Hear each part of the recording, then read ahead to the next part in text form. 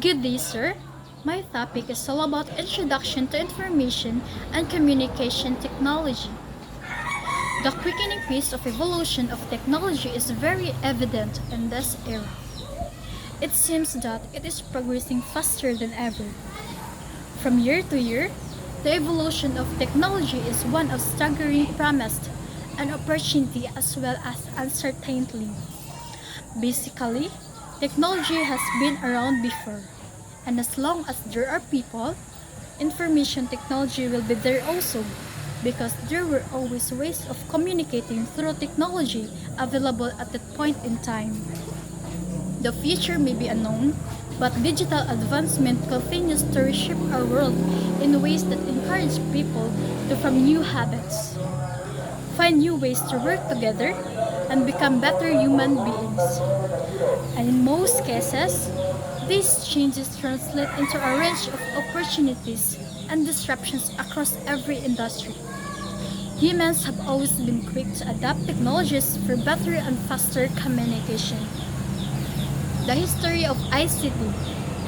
ICT, or Information and Communication Technology, or technologies, is the infrastructure and components that enable modern computing. Although there is no single, universal definition of ICT, the term is generally accepted to mean all devices, networking components, applications, and systems that combine allow people and organizations like businesses, non-profit agencies, governments, and criminal enterprises to interact in the digital world. The need for devices such as mobile phones, laptops, and tablets is highly in demand. And when we say information, it refers to knowledge obtained from reading investigations, like study or research. Some of the tools that transmit informations are the telephone, television, and radio. This should not be confused with data. Information is regarded as processed data. And when we say processed information, is called knowledge. This knowledge helps fulfill daily tasks. However, when teachers are digitally literate and trained to use ICT, these approaches can lead to higher order thinking skills, provide creative and individualized options for students to express their understanding, and have students better prepared to deal with ongoing technological change in society and the workplace. So these are the uses of ICT in our daily lives. The first one is communication. It's an act transmitting messages, a process of exchange of information between individuals through verbal and non-verbal means.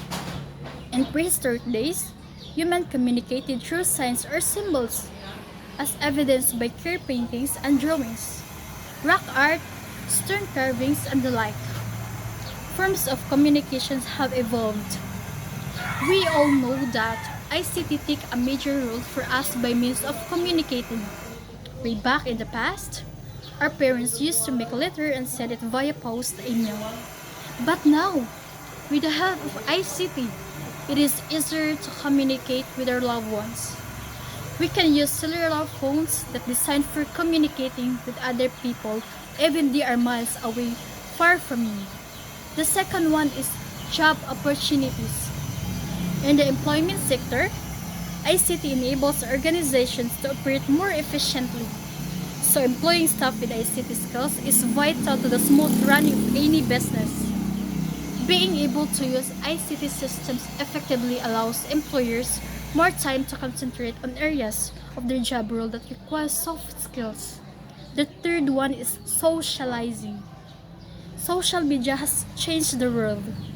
The rapid and vast adoption of these technologies is changing how we find partners, how we access information from the news, and how we organize to demand political change.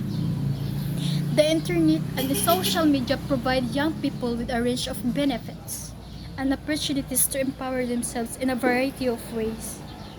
Young people can maintain social interactions and support networks that otherwise would not be possible, and can access more information than ever before.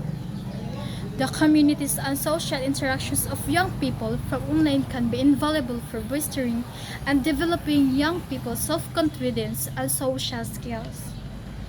As the ICT has become ubiquitous, faster and increasingly accessible to non-technical communities, social networking and collaborative services have grown rapidly, enabling people to communicate and share interests in many more ways like Facebook, Twitter, LinkedIn, YouTube, Flickr, Second Life Delicious Wiki, and many more let people of all ages rapidly share their interests of the movement without others everywhere.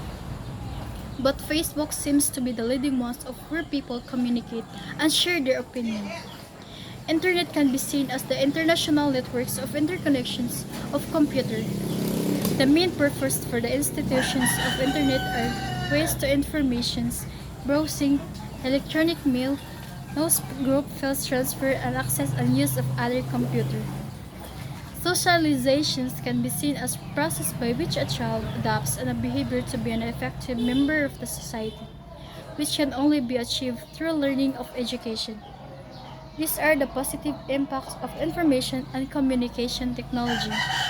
The first one is to improve access to education, distance learning and online tutorials, new ways of learning, interactive multimedia, and virtual reality. The second one is new tools, new opportunities.